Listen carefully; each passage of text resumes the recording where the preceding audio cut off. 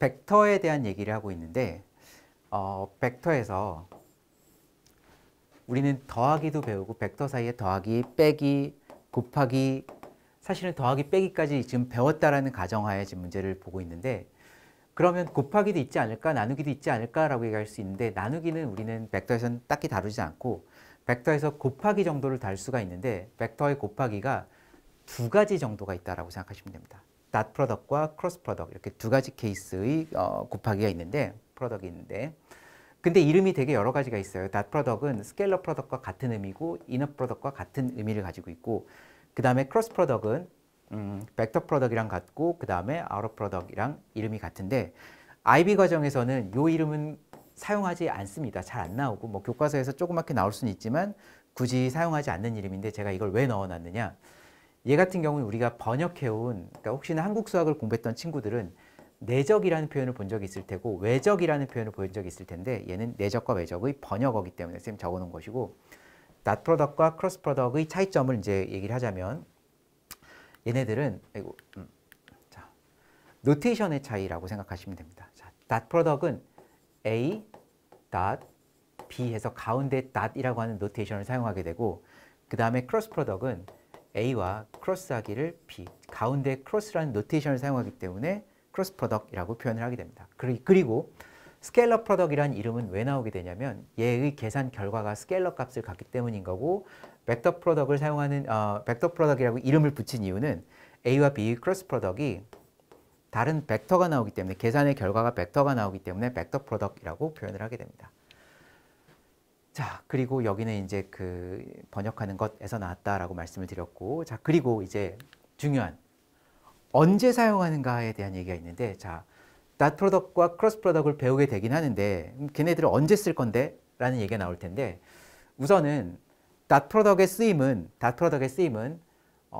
angle between two vectors라고 되어 있어서 어떤 두 벡터 사이의 사이각의 크기를 구할 때 사용한다라고 생각하면 됩니다. 두 벡터가 이렇게 있다라고 했을 때 두 벡터 사이의 각의 크기가 얼마라고 하는 걸 물어볼 때 사용하는 거고, 그 다음에 이번에 크로스 프로덕트 같은 경우는 벡터 프로덕트 같은 경우는 쓰임이 두 가지가 있는데, 첫 번째가 vector which is perpendicular to other known vectors라고 되어 있는데, 두 벡터 사이의 두 벡터의 동시에 수직인 다른 벡터를 찾을 때 쓸 수 있다라고 생각하면 됩니다. 자, 얘가 A 벡터고 얘가 만약 B 벡터라고 한다면 A에도 수직이 되고 B라고 하는 벡터에도 수직이 되는 어떤 벡터가 존재할 텐데, 그 벡터가 바로 A 크로스 B로 표현을 할 수 있을 테고, 자, 그 다음 두 번째.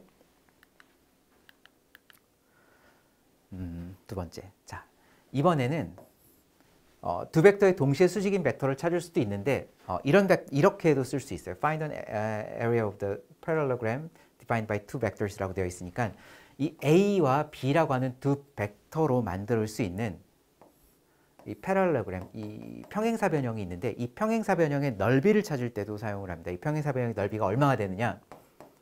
이 넓이는 바로 A 크로스 B라고 하는 이 크로스 프로덕트의 결과의 절대값과 같아지게 되죠. 즉, 이 벡터의 길이가, 이 벡터의 랭스가 바로 이 사각형의 넓이가 된다라는 것을 알 수 있습니다.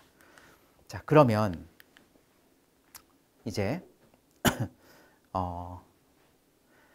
A 벡터와 B 벡터와 C 벡터를 줬을 때 찾아봐라 라고 했는데, A와 B의 닷 프로덕트를 찾아봐라 라고 했거든요. 자, 우리 여기서 닷 프로덕트와 크로스 프로덕트의 계산은 어떻게 하는지 알고 있다고 생각하고 쌤이 지금 문제를 풀고 있습니다.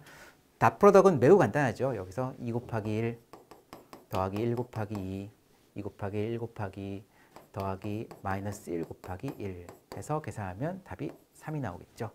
그런데 이제 A와 B의 닷 프로덕트라고 하는 게 또 다른 포뮬러가 하나 나오면서 A와 B의 각각의 크기에다가 곱하기 코사인 시타를 계산하게 되는데, A와 B의 닷 프로덕트가 지금 3이었고, 각각의 크기가 스퀘어 루트 6, 그 다음에 루트 6하고 코사인 시타가 되니까, 코사인 시타는 여기서는 1 over 2, 3 over 6가 되니까 1 over 2가 될 테고, 시타는 코사인 인버스하고 1 half가 되니까 60도 또는 pi over 3가 된다라고 해서 이 두 벡터가 이루는 각의 크기를 찾아낼 수 있겠죠.